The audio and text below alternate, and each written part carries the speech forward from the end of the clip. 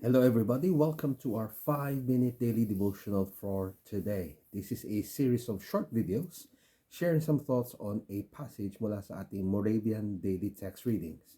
And patuloy tayo sa ating pag-aaralan ng pangalawang sulat ni Pedro sa mga mananampalataya, 2 Peter, with a passage from 2 Peter chapter 2, verses 1 to 10.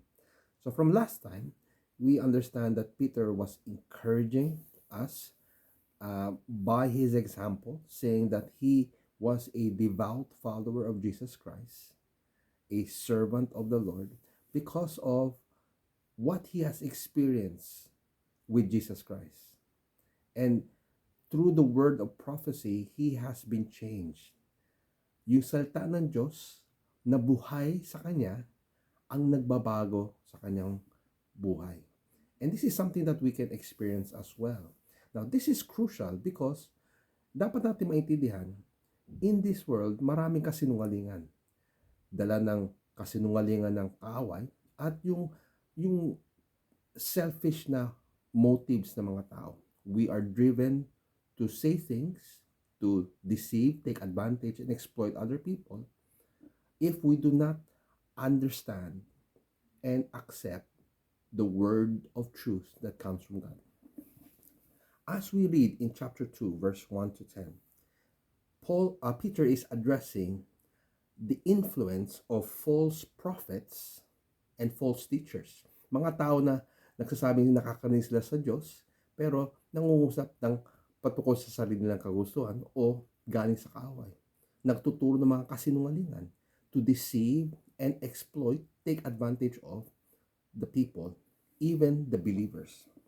Sabi sa verse 1 of chapter 2, but false prophets also arose among the people. Okay? Just as there were false teachers among you who will secretly bring in destructive heresies, mga kasinungalingan. Even denying the master. Pansin niyo yung master dito, capital M, referring to our master Jesus Christ, our Lord, who brought them, bring upon themselves swift destruction. And this is, Peter is not playing with words. He is not mincing his words. Malinaw niya sinasabi na kahit sa kalagitnaan ng mga mananampalataya, may mga false teachers, mga tao na nagpapahayag sa kanilang salita, ng salita ng Diyos, pero may maraming kasinungalingan at mga deceptive na sinasabi para to take advantage doon sa mga nakikinig sa kanila.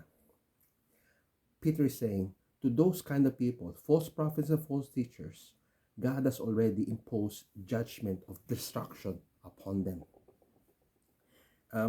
Sadly, verse 2 tells us, and many will follow their sensuality. Yung sarili nilang kagustuhan. Maraming madadala, malilinlang, mahihikayat sa mga kasinungalingan ito. And in their greed, they will exploit you with false words. With their lying words, lying tongue, they will deceive and take advantage of people, even you and me. Even now, there are people who may be going around speaking about the Word of God, when in fact, they're speaking out of selfish desires or straight from the mouth of the devil. We need to be wise. Peter is saying we need to be wise. Because if we follow their path, this is what will happen. In verse 3, in their greed, they will exploit you with false words. Their condemnation. Okay? Nahusgahan na sila eh. From long ago is not idle. Hindi to dapat baliwalain. And their destruction is not asleep. They will experience the destructive judgment of God. Let us not be swayed by these lying teachers and false prophets. Here's the warning, verse 4. For if God did not spare angels when they sinned, talking about Lucifer, the devil, and all the demons, he cast them into hell, committing them to chains of gloomy darkness to be kept until the judgment. And bakit pa tayo i-spare? Okay? Just like nung panahon ng Great Flood, during time ng Noah, si Noah lang, asawa niya at yung 3 anak nila, at yung mga asawa nila, 8 people were saved. All the rest suffered in the Great Flood. Just like in the city of Sodom and Gomorrah, buong 2 city, napugnaw, okay? Nasira, na-destroy. Si Lot lang, yung asawa niya at yung dalawa nilang anak ang naligtas. How much more? He will not hold back His judgment when the time is right. What does that tell us? He is a righteous and holy God. But praise be to God, just like how He saved Noah, just like and his family, just like how He saved Lot and his family, God can save you and me, even in this lying and false teachings of the world. Let us trust God's truth.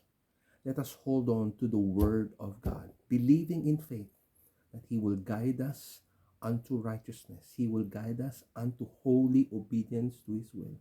He will guide us and allow us to overcome all these deceptive lies again. I pray that we will be vigilant.